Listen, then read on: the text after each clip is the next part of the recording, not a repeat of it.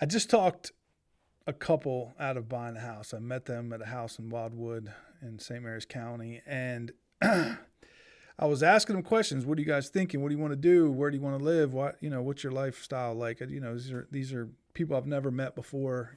We met on the internet. It was an internet lead that I was meeting for the first time, and when we spoke for a while, I said, "Guys, can I be honest with you?" Um, after a series of questions, can I be honest? I don't think you guys should buy a house, maybe, and let me tell you why. And I went on to explain that I didn't think the market was going to go up enough over the next 3 years for them to be able to sell it and either break even or make a profit. And there was some reasons behind all that. They weren't. They were going to end up buying the house owing more than what the house would sell for, and then knowing that when you sell your house, you got to pay real estate agent fees, transfer taxes, and pay off your mortgage. And if there's a chance that at the end of 3 years, you're going to either be breaking even or not making any money, that means you're going to have to hold on to your house. You're going to have to rent it. And maybe they didn't want to rent it. Like, this was military family and the whole thing. But I don't think that most people that I've met with recently, most buyers that are sitting on the fence, should also take that advice. And I want to be honest with you about some things. It's a little bit of a hard conversation. I want to have a heart to heart. It's just me. Tim's not here. I think that most people who are on the fence right now should buy a house. And I think that if you're waiting for the magical low house prices, low interest rates, and then no competition, it's literally a unicorn, and you will not find it. There might be somebody somewhere who finds it, but for the large majority of people, you need to hear me out on this. House prices are not going to come down. I know that you've read the news and everybody says, house prices or the housing market's cooling off, is turning into a buyer's market. And that 40% of people are lowering their prices on the houses. That is true. And if by lowering house prices, that's what you mean, then yes, house prices are coming down. Like, there's a scenario that says that you might not have to pay full price for the house, but it's going to be within $10,000 or $20,000. Is there a chance that you don't have to compete with another buyer on a house right now? Yes, that's probably true. Is there a chance you can get repairs made on a house? Yes, that's also probably true if there's something wrong with the house after the home inspection. And if that's what you mean by house prices coming down, then yes, house prices are coming down. Does it mean they became affordable? No, not even close. If you're looking at historical affordability, and I've done plenty of videos on how expensive houses are they going to come down into a range in which the average American family can buy one? No. Are interest rates going to come down? Don't take my word for this. Look it up. Type it in ChatGPT. Type it in Google. Read what the experts say. They're talking about 6% interest rates for the next 2 years. Okay, they might get to 5.7. They might get to 7. That's what they've been hovering for a while. There's nothing saying that the rates are ever going to go back to the 4s or the 3s ever. So if you're waiting for that, you might as well just, get a house plant and plant it in your living room in your apartment or your rental house, because you're not going to be planting any flowers in the house you own. It's just not going to happen. I'm just being honest with you. Just like I was honest with that couple that I told them not to buy a house, I'm being honest with you. It's not going to happen. What do I think you should do?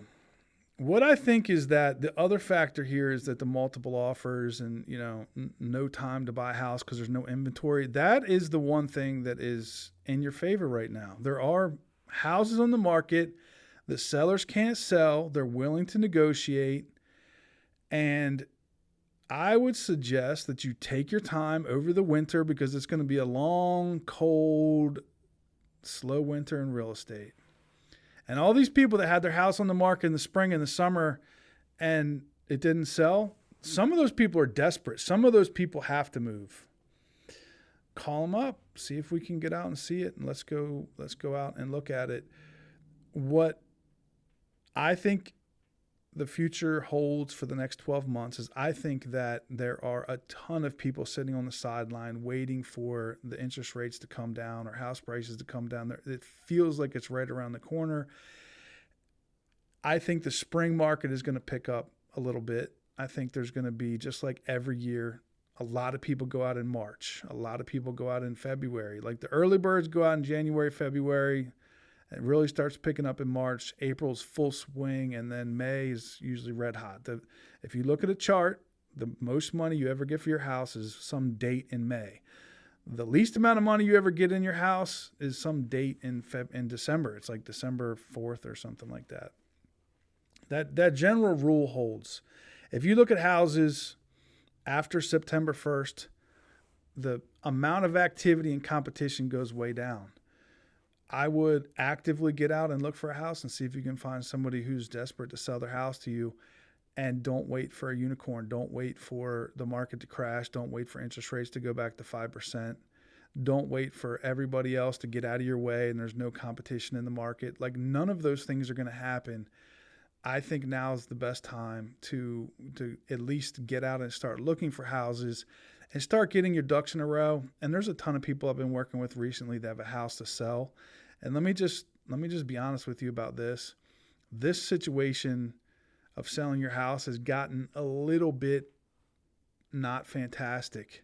To assume that you're in the driver's seat and you're going to go into somebody's house and say, well, I'm going to buy yours, but I have a house to sell and mine's not on the market. You don't have as much strength as you think you do, because they're sitting there going, it's been 60 days.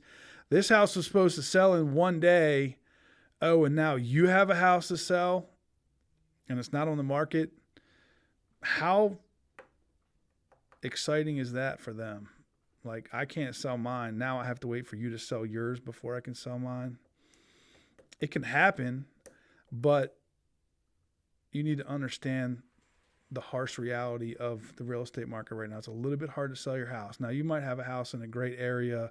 You might price it well and it might be fantastic and it might sell on the weekend. There's still plenty of houses that do, but it's not a foregone conclusion, automatic assumption. Somebody comes along and says they have to have the house to sell and you're thinking, no problem at all, every house sells. It's not true.